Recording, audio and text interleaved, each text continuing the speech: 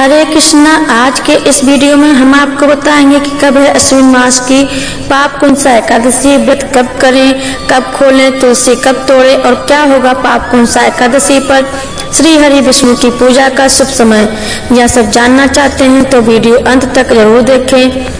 पाप कुंसा एकादशी को साल की सबसे विशेष एकादशियों में से एक माना जाता है, क्योंकि इस एकादशी पर व्रत करने से 84 लाख योनियों में से आपसे किए गए जितने भी पाप है उन्हें आपको इस जन्म में भोगना नहीं पड़ता है।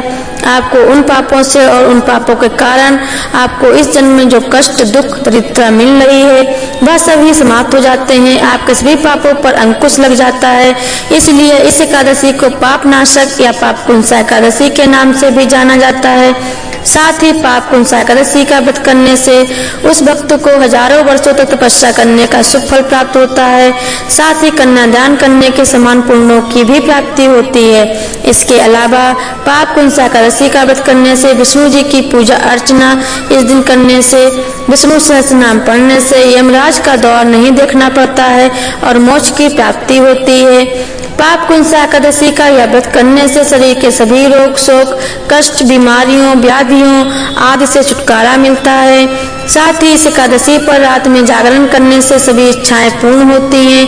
घर में सुख समृद्धि का वास होता है। मनुष्य को जीवन के अंत के बाद विष्णु लोक की प्राप्ति होती है। इस बार पाप कुंसा एकादशी की तिथि का प्रारंभ 2 अक्टूबर 2025 गुरुवार को शाम 7:11 से हो रहा है और यह एकादशी की तिथि समाप्त होगी 3 अक्टूबर 2025 शुक्रवार की शाम को 6:32 तक। इसलिए उदय तिथि के अनुसार इस बार पाप कुंसा एकादशी का व्रत 3 अक्टूबर 2025 शुक्रवार के दिन ही रखा जाएगा। 3 अक्टूबर 2025 शुक्रवार को पाप कुंसा एकादशी के दिन ब्रह्म मुहूर्त सुबह 4:47 से सुबह 5:35 तक रहेगा। सूर्योदय सुबह 6:23 पर होगा। सूर्यास्त शाम 6:08 पर होगा। एकादशी की प्रातः काल की पूजा का मुहूर्त सुबह 9:34 तक रहेगा और बाद में रिद्धि योग रात 9:34 तक रहेगा। पाप कुंसा एकादशी पर राहु काल सुबह 10:30 बजे से दोपहर 12 बजे तक रहेगा और भद्रा काल सुबह 6:57 से शाम 6:32 तक रहेगी। इस भद्रा काल में आपको एकादशी की पूजा पाठ करने से बचना चाहिए। पाप कुंसा एकादशी के बाद चलने वाला हरिवासर का समय समाप्त होगा 3 अक्टूबर 2025 शुक्रवार को रात 12 बजे तक। पाप कुंसा एकादशी के बाद द्वादशी की तिथि प्रारंभ होगी 3 अक्टूबर 2025 शुक्रवार को शाम 6:33 से और यह द्वादशी की तिथि समाप्त होगी 4 अक्टूबर 2025 शनिवार को शाम 5:09 तक। 4 अक्टूबर को द्वादशी के दिन सूर्योदय सुबह 6:23 पर होगा। सूर्यास्त शाम 6:07 पर होगा। ब्रह्म मुहूर्त सुबह 4:45 से सुबह 5:35 तक रहेगा।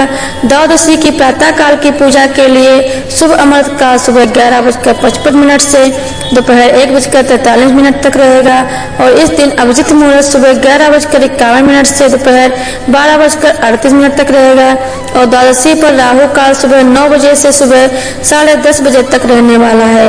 आइए अब जानते हैं पाप कुंसा एकादशी व्रत के प्रारंभ का यानी पाप कुंसा एकादशी का व्रत खोलने का सही समय और मुहूर्त। पाप कुंसा एकादशी का व्रत 4 अक्टूबर 2025 शनिवार को सुबह 6:16 से सुबह 8:45 के बीच में खोला जाएगा। आइए अब जानते हैं पाप कुंसा एकादशी व्रत की पूरी पूजा विधि। पाप कुंसा एकादशी व्रत का पूजन करने के लिए सुबह जल्दी उठकर स्नान करके साफ सुथरे वस्त्र धारण करें।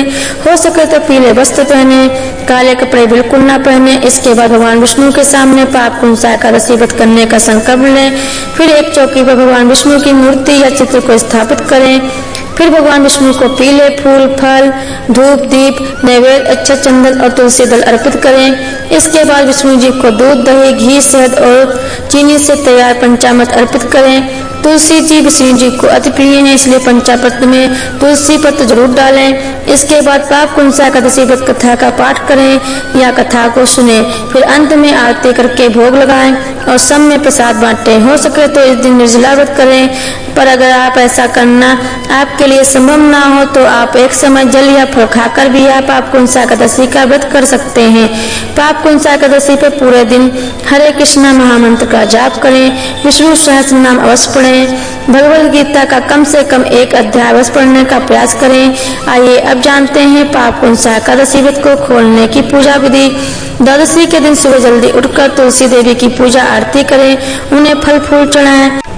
अब भगवान विष्णु की पूजा आरती करके उन्हें घर पर बिना प्याज लहसुन के बने सात्विक पकवानों का भोग लगाएं और व्रत के दौरान आपसे जाने अनजाने में हुई सभी गलतियों की भगवान विष्णु से माफी मांगे।